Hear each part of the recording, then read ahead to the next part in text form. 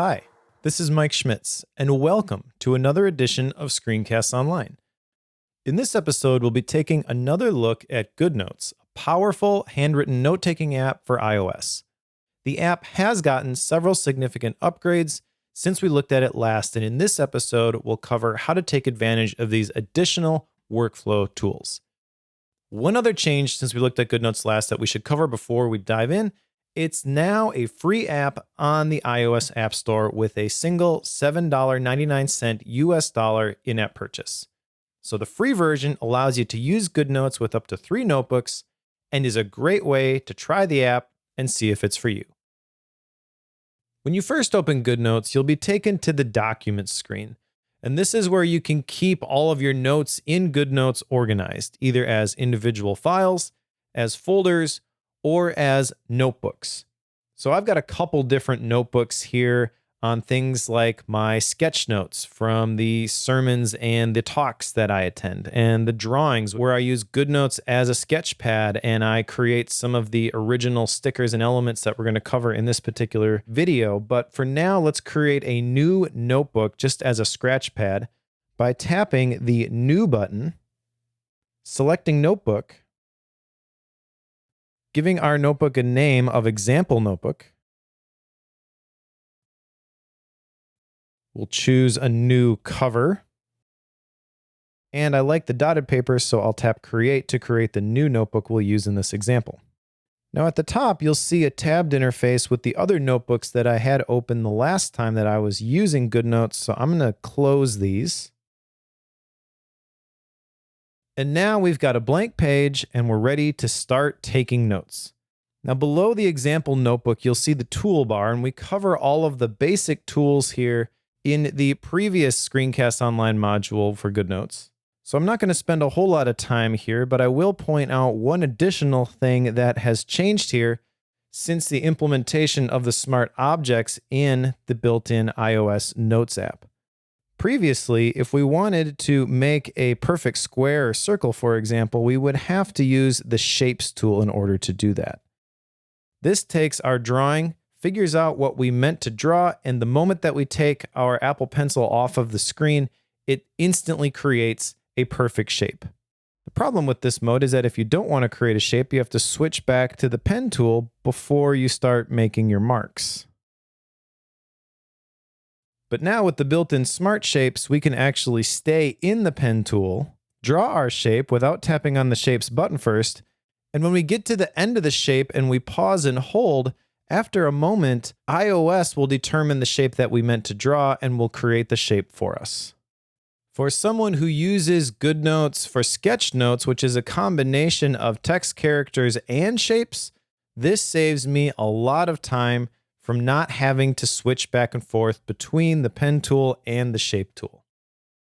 Another new feature since we looked at GoodNotes last is this laser pointer tool, which allows us to highlight different parts of our document.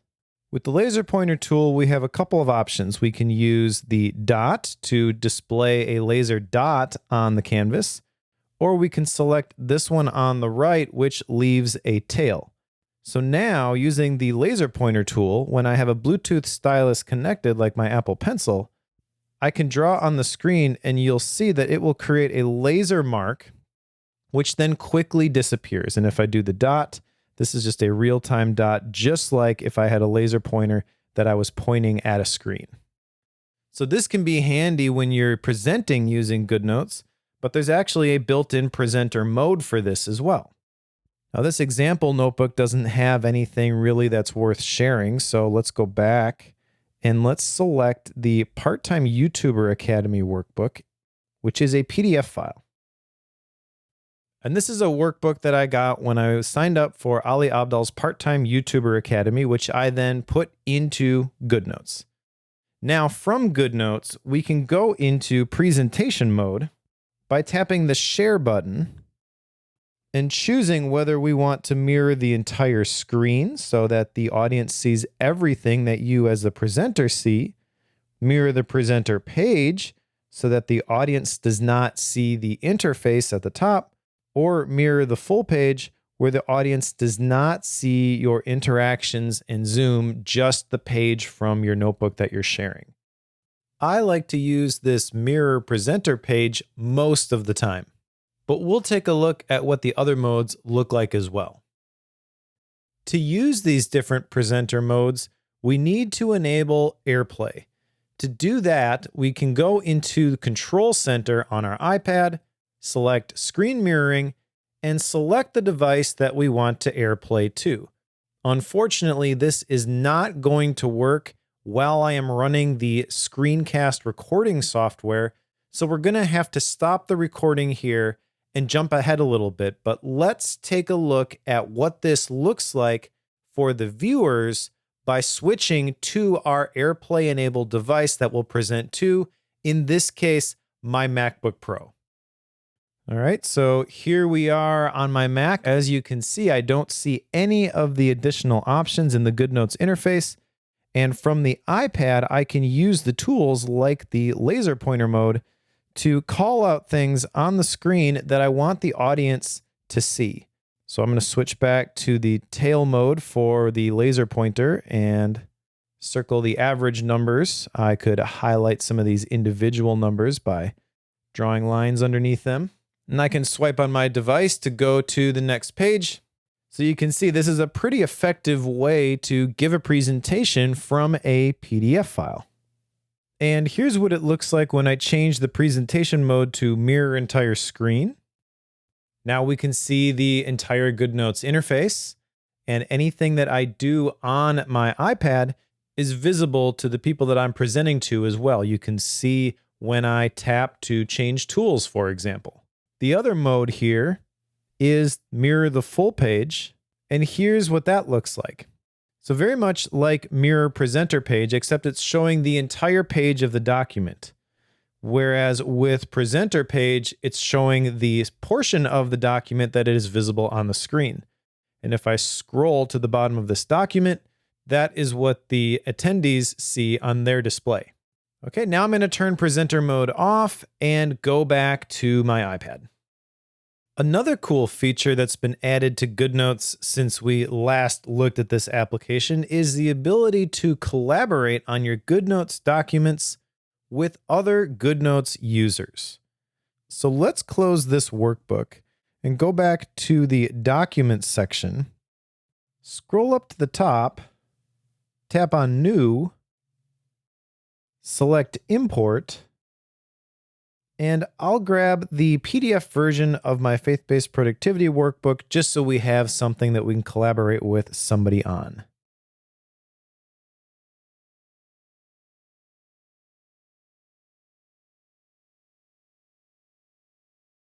Okay, so here is the workbook, which is simply a large PDF file. Now let's say I wanted somebody to take a look at this and offer me their feedback on this document, but I wanted to be able to see the markup that they were making inside of GoodNotes as they used the application to make their suggestions. Tap on the Share button, tap on Share Link to collaborate. The document will prepare to be copied, and a link to collaborate will be copied to your clipboard. Now we can go to Messages, paste the link,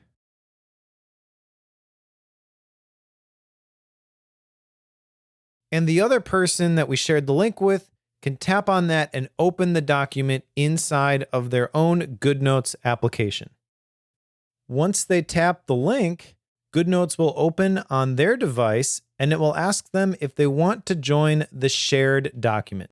Once they say OK, the document will be downloaded, and they can start making their own notes inside of the document. Now let's jump back to GoodNotes. And at the top, you can see where it says FBP Workbook, and now there's an additional icon to indicate that this document is being shared. Tapping on the document name reveals some additional information like the location, the last edit, the number of pages, whether link sharing is enabled, the OCR recognition language. We can even see in real time as somebody else is currently viewing the document, and all of their changes will show up in the document like this one right here, where Toby has said he's not sure he likes all the caps here for these titles. Let's go back to the document screen here for a second, and you'll see now there's some additional details for this notebook, where in addition to the name of the file and the last edit, it will also say that this file has been shared by me. But in addition to showing up in this document section, I can see all the notebooks that I've collaborated on by tapping on the shared button here at the bottom.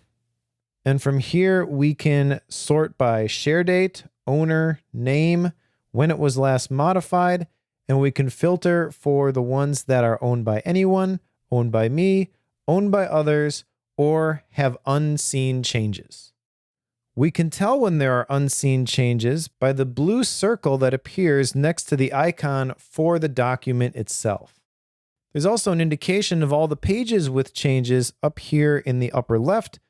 When we tap on this button, we get the thumbnail view and we can see which pages have unseen changes on them by the blue dot that appears in the upper right of the page. Tap on the page to see the changes and the notification goes away. Just be careful because all of the changes that are made to the document are editable by anyone that you share the document with.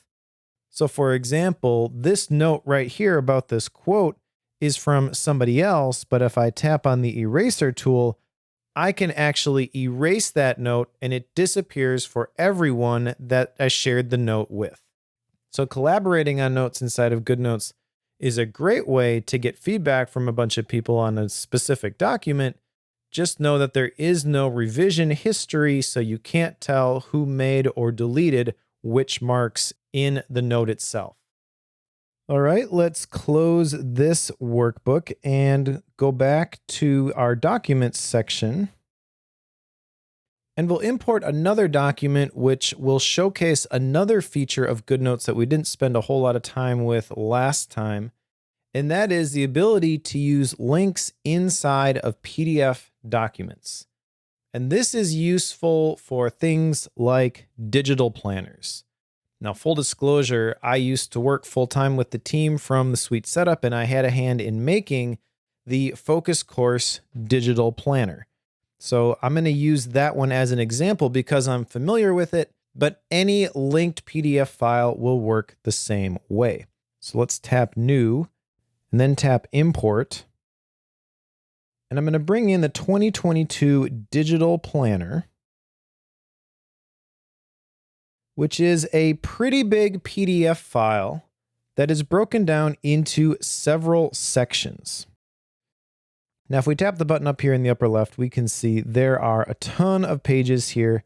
And if we're going to try to jump to an individual page this way, it's just too much. It's not going to work. In fact, if I scroll all the way down to this document, there are 801 pages in this PDF file. Now, fortunately, we don't have to do that because in addition to swiping to move from page to page and using the tools that are up here in the toolbar, we can switch to a mode where using the Apple Pencil does not mark up the screen, but actually allows us to interact with the elements on the screen itself. So let's get a few more pages in here to this section. These are quick links to each section in the planner. Now we'll tap this button in the upper right. That takes away our tools, and now we can tap on or select any of these links with our Apple Pencil and go straight to that section. So if we wanted to go to the calendar view for March, that takes us straight to the month view for March 2022. We can tap on any one of these dates to go to the note page for that particular day. And there are links over here on the right. So we can navigate to the different sections of this document quickly by using these tabs. Let's take a look at the habit tracker for March, which looks something like this. And again, we've got links on the right here. We just tap on any one of these and it takes us to the linked page in this PDF document. So you can see there's a lot of links in this document, but this makes it easy to go back and forth between the different notes. And then when we want to go back into edit mode, we tap this button again, we get our tools back, and we can write on this document. So maybe we've got a Screencast Online module that needs to be done on Monday, October 3rd. Once we're in edit mode though, we can no longer select these links by tapping on them with our Apple Pencil. We have to go back into the viewing mode and then we can navigate to the links. So it does take a little bit of getting used to switching back and forth between these two different modes. But there's a lot of really cool things that you can do with linked PDFs like this inside of GoodNotes. Digital planners are just one example. But my absolute favorite new feature in GoodNotes has got to be the elements and the collections. So let's close this digital planner document and go back to our example notebook. Tap the button to go back into edit mode. Swipe from right to left to create a new page. And let's draw something on this page. How about the Apple logo?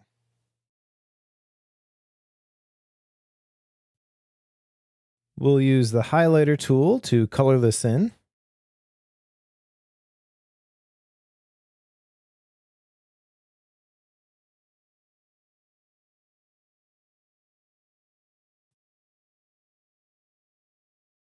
I'll use the lasso tool to make this stem a little bit closer to the apple itself. Okay, now that looks pretty good. So using the lasso tool, I can draw a circle around the element, tap on it, and we get this edit menu bar, which is how we would traditionally have reused elements. We could cut or copy the element, go to another note, use the lasso tool, and then paste the element where we want it. We could also resize it, rotate it, put it exactly where we want it. But there's a new option in this edit bar now called Add Element. What this does is it takes the selection and allows us to put it inside of a collection. These are different elements that we might want to reuse at some point in the future. So to create a new collection, all we do is tap this button right here, give the collection a title, and then tap Create. So we've just saved our first element, and we can access it by tapping on the Elements tool, which allows us to place a sticker or an element inside of GoodNotes and also shows us our most recently used elements or stickers up here in the right. And we can scroll along these to see a whole bunch of options here. But to get access to the entire library, we just tap the Elements tool again. And right now it's showing us our recent elements. We can select the different collections down here at the bottom. So tapping on the second option shows me the SCO option. I have a whole bunch of elements here from my sketch notes. These are things that I've drawn once, I've saved as elements, and I can quickly reuse them simply by selecting them from this list. So if I want to put in the box of crayons, I just tap that element. It places it in the document. I can resize it. I can position it. I can put it where I want it. But I don't have to redraw that element. I just have to create it the one time. Now let's take a look at some of the other elements that are in here. These are sticky notes, and these come with GoodNotes. So these are built in, and you can select one of these and put it wherever you want. This could be useful maybe in that digital planner that we looked at. Tap the red X to delete the element if you don't want it.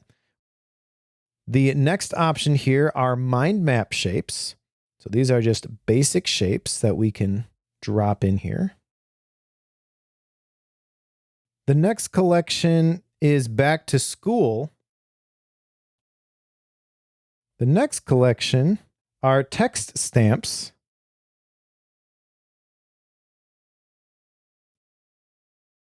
The next collection are everyday stickers.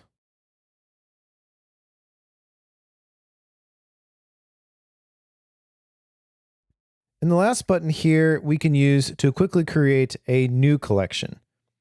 We can tap this icon right here to open the collections in a new window, allowing us to run GoodNotes in split screen in two different instances. And this can be handy when you want to reference a document in one version of GoodNotes and make notes in the other instance. But in this case, it just takes the entire library of the elements and breaks it out into another window. I want to close this and go back to full screen GoodNotes. And the other thing that we can do with this element tool is tap on the name of the collection, like everyday stickers here, and we can see all of the stickers that are in here. We can rename them and we can delete any that we don't want. We can also import images or collections into GoodNotes by tapping the import button. We'll come back to that in a second here. Let's close this for now. And let's go back to the SketchNotes elements here, which has 200 something different stickers available to be used. Now let's tap on the name here to go to the name of the collection, tap on the three dots, and tap the share button, which allows us to export a GoodNotes collection file that someone else can now open in their GoodNotes application. What I'm going to do is save this sketchnotes.collection to a location in my Dropbox folder. I'm just going to tap save. And now we can go to another collection or a brand new collection. Let's tap on this button down here to create a new collection. And we'll call this imported. Now there's nothing in this collection yet, so let's tap import from. Find the file in our Dropbox folder. Here's the collection. Let's tap on that. And it instantly imports all of the stickers and elements that I had exported in the collection previously.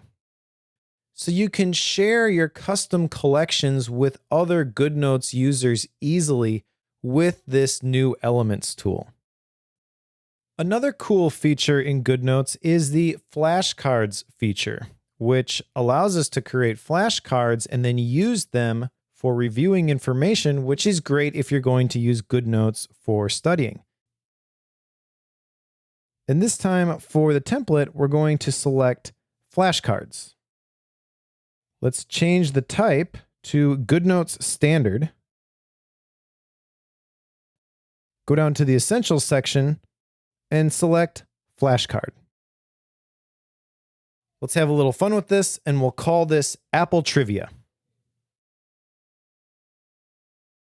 Now, the first thing we need to do is create the flashcards themselves so that we can review them in GoodNotes.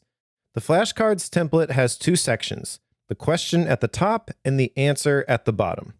So let's just create a couple of these flashcards. We'll start with, what year was Apple founded? And the answer, 1976. Now we'll swipe to create another flashcard. What year was the first Mac sold?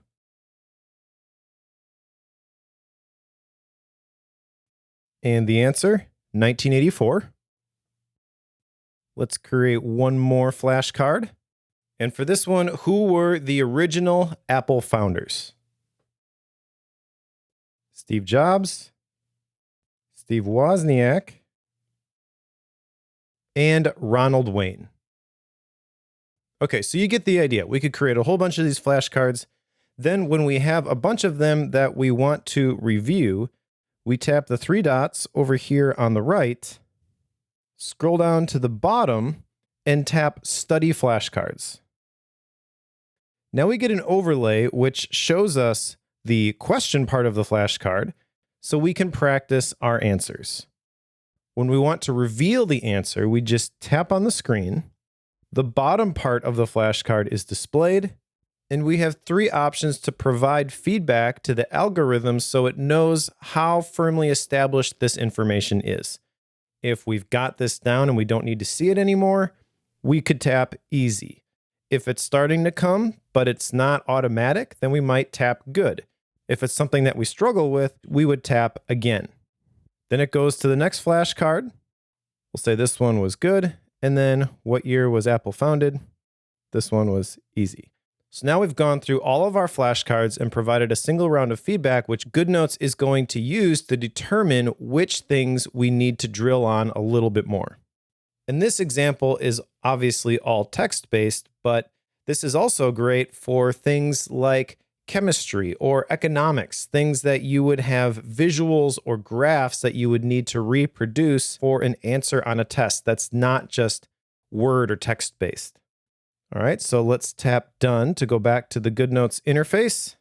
And let's look at one additional workflow here in GoodNotes that I use all the time, which is with a Bluetooth foot controller for sheet music. Now, in order to do this, we first need to open up a notebook that we'll use for our music. I have one here called Sets. Now, the way I get music into this notebook is I scan the documents. The first thing we need to do is rotate the iPad because sheet music is in portrait orientation, not landscape, which will allow me to see the music better by making it bigger when I'm using my iPad on the music stand. So now we're going to switch over and I'm going to scan a couple of pages of sheet music. To add pages to this notebook, we tap the plus button up here, select Scan Documents, and the GoodNotes scanner opens and automatically detects when I have a document within view of the camera. You can change this to manual if you like, but I'm going to go ahead and scan the first page here, the second page, and the third page, then tap Save to add these to the notebook. And now I have 3 separate pages here for my new song.